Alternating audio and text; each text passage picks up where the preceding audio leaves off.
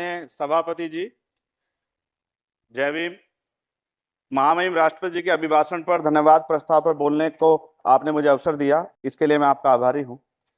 सभापति महोदय, सर्वप्रथम मैं बहुजन समाज में जन्मे सभी संतों, गुरुओं, महान पुरुषों को नमन करता हूं, जिनमें महात्मा ज्योतिबा फूले, डॉक्टर बाबा साहब अम्बेडकर और माननीय काशीराम साहब को मैं याद भी करता हूं आज के दिन पर।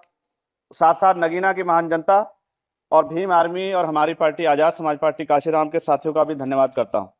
इसके बाद अपने कुल गुरु जगत गुरु सदगुरु रविदास जी महाराज को भी मैं नमन करता हूं, जिन्होंने दुनिया को लगभग 600 साल पहले बेगमपुरा शहर के रूप में दुनिया का सबसे महान लोकतांत्रिक दर्शन दिया। अध्यक्ष महोदय, माननीय सभापति जी, 14 अगस्त 1947 को ये देश अंग्रेजों के अधीन था। 15 अगस्त 1947 को हम लोग आजाद हुए। 16 अगस्त 1947 को देश आजादी में था, लेकिन धन धरती राजपाट में बंटवारा नहीं हुआ। जो साधन संसाधन थे उनमें बंटवारा सही रूप से ना होने के कारण एक बहुत बड़ी आबादी सुविधाओं से वंचित और सम्मान से वंचित रह गई। उनको सम्मान देने के लिए और अंतिम व्यक्ति तक सुविधाएं पहुंचे, इसके लिए लोकतंत्र की व्यवस्था हुई। लेकिन आजादी के 70 साल बाद भी हम कहाँ खड़े हैं, इस पर ये चिंता का विषय है। मैं मानता हूं कि सामाजिक न्याय तभी होगा माननीय सभापति जी, जब जातीय जनगणना पूरी होगी और जातीय जनगणना कराई जाएगी और साथ साथ संख्या के आधार पर आरक्षण जो है वंचित वर्गों का बढ़ाया जाएगा। उसके साथ साथ जब राष्ट्रपति जी अभिभाषण पर बात रख रही थी तो उन्होंने शहरी और ग्रामीण क्षेत्रों के विकास की बात कही और ये भी कहा कि दुनिया में सबसे उत्तम शहर हमारे यहाँ बने। लेकिन माननीय सभापति जी, 70% आबादी तो गांव में निवास करती है, तो गांव की आबादी के बारे में भी सोचना होगा कि उनका जीवन कैसे बदले। माननीय सभापति जी, उच्च शैक्षणिक संस्थानों में बहुजन समाज के जो छात्र हैं उनके साथ कास्ट एट्रोसिटी हो रही है, निरंतर उनकी हत्या हो रही है। साथ साथ जो सरकारी कर्मचारी हैं दफ्तरों में, उनके साथ भी जैसे ST OBC और मुस्लिम और अन्य धार्मिक अल्पसंख्यक उनके साथ भी माननीय सभापति जी जातिगत और धार्मिक जो है शोषण किया जा रहा है। इसलिए मेरी मांग भी है कि पुरानी पेंशन को भी अध्यक्ष जी बहाल किया जाए। जो कर्मचारी देश की सेवा में लगे हैं उनका भी सम्मान होना चाहिए।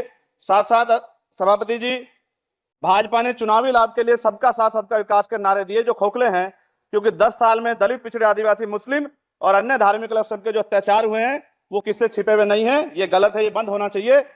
सभापति महोदय जी, महामहिम राष्ट्रपति जी के अभिभाषण में निजी क्षेत्रों में SC ST OBC को रिजर्वेशन देने का कोई उल्लेख नहीं हुआ है, जो कि आज चर्चा का विषय, क्योंकि 98% प्राइवेट सेक्टर है, 2% सरकारी सेक्टर है, तो 98% प्राइवेट सेक्टर में भी हमारी हिस्सेदारी की बात होनी चाहिए। माननीय सभापति जी, आशा कार्यकर्ताओं, आंगनबाड़ी वर्करों, भोजन माताओं के वेतन वृद्धि पे भी कोई उल्लेख नहीं हुआ है, वो भी अभी नंगे, उन पर भी सोचना पड़ेगा। माननीय सभापति जी, जिस क्षेत्र से मैं चुन के आऊं नगीना से, वो बहुत पिछड़ा क्षेत्र है। उस क्षेत्र में कोई विशेष आर्थिक पैकेज नहीं दिया गया, रोजगार की सेवाएं नहीं है, नौजवान पलायन करता है।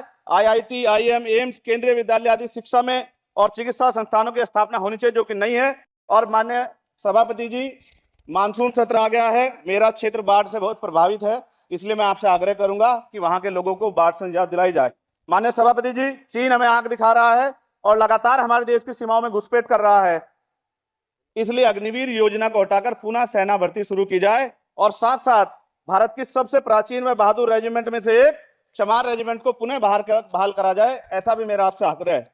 माननीय सभापति जी, पिछले सारे प्रधानमंत्रियों ने मिलकर जितना कर्ज लिया है उससे दुगना कर्ज हमारे वर्तमान के प्रधानमंत्री जी ने लिया है। किसान अगर अपना कर्ज माफ कराने के लिए जाता है तो लाठी झेलनी पड़ती है, जबकि सरकार ने धन्ना सेठों का 15 लाख करोड़ रुपया माफ किया है। इस ओर हमें ध्यान देना पड़ेगा, हमारी आने वाली पीढ़ियों को ये कर्ज चुकाना पड़ेगा।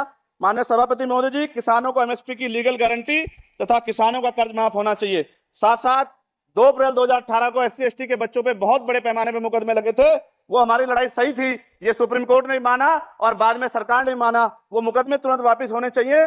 माननीय सभापति जी, प्रेस जो है उस पर भी शिकंजा कसा जा रहा है, जो पत्रकार सरकार खिलाफ बोलता है नौकरी से हाथ धोना पड़ता है, और सोशल मीडिया हमारा हथियार है, उस पर तरह तरह के प्रतिबंध लगाए जा रहे हैं और विरोध करने वालों को सोशल मीडिया हैंडल भी सस्पेंड करा दिए जा रहे हैं। साथ साथ सभापति जी, पेपर लीक और परीक्षाओं के कैंसिल होने से देश के नौजवानों का भविष्य खतरे में है। नीट, यूपी सिपाही भर्ती सभापति जी और 29,000 शिक्षक भर्ती में आरक्षण घोटाला हुआ है, कोई पूछने वाला नहीं, खून के आंसू रो रहे हैं बच्चे, बेरोजगारी का दंश युवा झेल रहे हैं। इसलिए मेरा आग्रह है कि युवाओं के लिए कृपया समाप्त करें। चल माननीय सभापति जी, मैं पहली बार बोल रहा हूं, आप कहेंगे मैं बैठ जाऊंगा, मैं आपकी बात, मैं संवैधानिक मर्यादा का पालन करूंगा।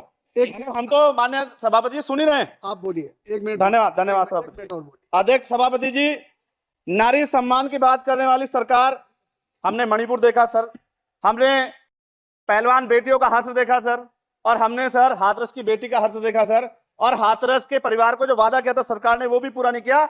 और महिलाओं में भी, स्पेशली दलित, पिछड़े और मुस्लिम वर्ग की, आदिवासी वर्ग की महिलाओं के साथ आज भी एनसीआरबी का डाटा कहता है सर जो जुल्म हो रहा है वो सहनीय नहीं है सर। साथ साथ कोविड में तैरती, हमने कोविड में बहुत सुना सर, कोविड में तैरती लाशें भी गंगा में हमने देखी है सर, और मजदूरों का हाल भी हमने देखा है। सभापति जी, मैं सब समाप्त कर रहा हूं। नोटबंदी पे छोटे मजले उद्योग की जो कमर टूटी वो भी हमने देखी है। सभापति जी, शैक्षणिक संस्थानों, विश्वविद्यालयों में, चिकित्सा संस्थानों में ओबीसी एसटी के योग्य अभ्यर्थी को एनएफएस करके जिस तरह निकाला जा रहा है, लेटरल एंट्री करके जिस तरह हमारे रास्ते बंद किए जा रहे हैं, ये भी हम देख रहे हैं सभापति जी। साथ साथ मेरा ये कहना है सर, ये सबका इशू है कि प्राइवेट कर्मचारी सर और सरकारी भी कई जगह पे 8 से ज्यादा घंटों से काम करते हैं, और उनको जो सर उचित वेतन भी नहीं मिलता, तो न्यूनतम वेतन 20,000 रुपए तय हो और 24 घंटे की ड्यूटी। उदाहरण के तौर पे यूपी पुलिस सर बहुत पूरा काम करते हैं वो लोग। वो राज्य के विषय हैं। आप सर मैं आपके राज्य सरकार के लिए भी आपके संज्ञान में डाल रहा हूँ विषय सर। पुलिस सब जगह है सर, लेकिन सवाल ये है सर, बहुत पसीना बातें हैं, 8 घंटे की ड्यूटी और वेतन विसंगति, बॉर्डर स्कीम से उनको जो बाहर किया जाए। माननीय सभापति जी, 1 मिनट चाहिए सभापति जी। राष्ट्रपति जी ने धर्म के बारे में बात की थी। राम मंदिर से पहले हमारे गुरुगढ़ तुगलकाबाद का फैसला आया था राष्ट्रपति जी, वो सभापति जी अभी तक दिल्ली में स्थित सदगुरु रविदास जी महाराज का गुरुगढ़ नहीं बना। साथ साथ सभापति जी, अपनी बात को खत्म करते हुए मैं आपसे कहना चाहता हूं कि जितना देश दूसरों का है सर, इतना हमारा भी है। हम मरने के लिए पैदा नहीं हुए, जो चाहता है हमारी हत्या कर देता है। मूछे रखने पे, घोड़ी पे बैठने पे, मटकी छूने पे हमारी हत्या हो रही है। क्या बदला है सर? 70 साल बाद भी दलित, पिछड़े, मुसलमानों पे हिंसा नहीं रुक रही है सर। मेरा आपसे संरक्षण के साथ ये आग्रह है कि इन घटनाओं को रोका जाए। और देश किसी की बपोती नहीं है, देश संविधान से चलता है सर, और संविधान से चलेगा। संविधान छेड़खानी नहीं की जाएगी सर। लेटेस्ट और ब्रेकिंग न्यूज देखने के लिए हमारे चैनल को लाइक और सब्सक्राइब करें। वीडियो देखने के लिए आपका धन्यवाद।